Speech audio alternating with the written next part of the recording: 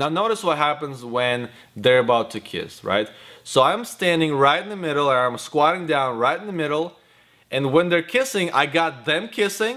Then the next half second, I turn to my left, take pictures of her parents clapping. Then I turn to my right, take pictures of his parents clapping. And then I take some pictures of the groomsmen clapping. And I go back to them and take some pictures of them hugging. So even though I was only the one photographer there, if you plan ahead and if you're really concentrated and you know all your buttons in your camera and everything's focused and all that, you can actually do a lot within like 2-3 seconds. And I think that was about 4 seconds, but I could get a lot of variety of shots. And as I typically do, once they start walking out, everybody stands up and I stand up with everybody else, and I start walking backwards and taking pictures of them as they're walking out. And some of the best pictures I've taken were actually these pictures when they're walking out, because they never look in your camera. They're always looking at the people to the sides, you know, they're giving like high fives and hugs. So you can actually get pretty cool shots, and nobody really minds that you're like standing up, because everybody else is usually standing up. Anyways,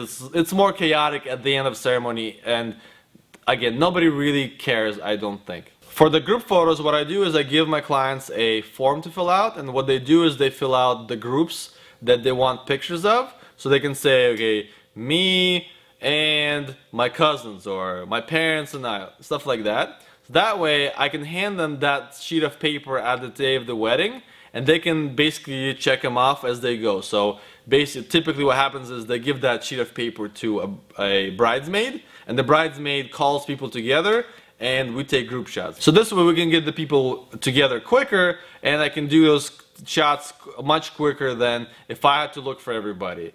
The group shots are typically very easy. You just line them up. Obviously first find good light, and here we have good horizontal, soft, clean light, very good.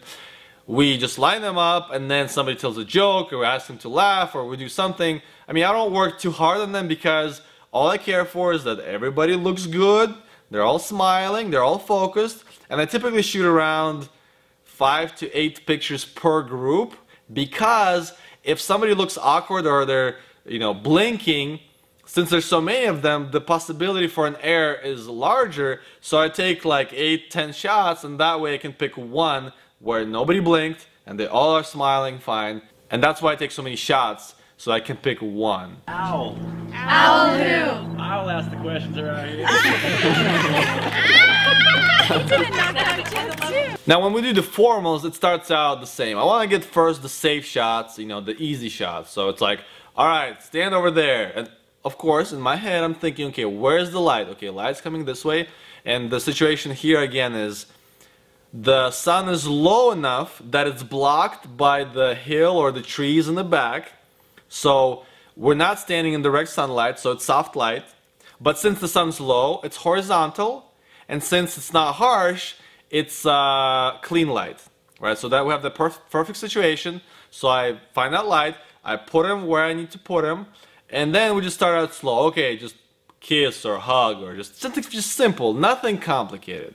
I get those safe shots, and then later we can work with something more complicated where they're like really laughing, or there's something intimate going on. As I've said before, I'm not very good at making people laugh, so typically it's good to have a friend that helps to loosen people up. So in this case, we had a really great bridesmaid that had a really good connection with the bride, and you know, she was making them laugh. It was actually turned out really well, and I had to do almost no work. I was just snapping shots, making sure I'm focused. As always, refocus, shoot, refocus, shoot, refocus, shoot, refocus, shoot. Make sure my point, the focusing point, is on the bride's face, because she's the most important.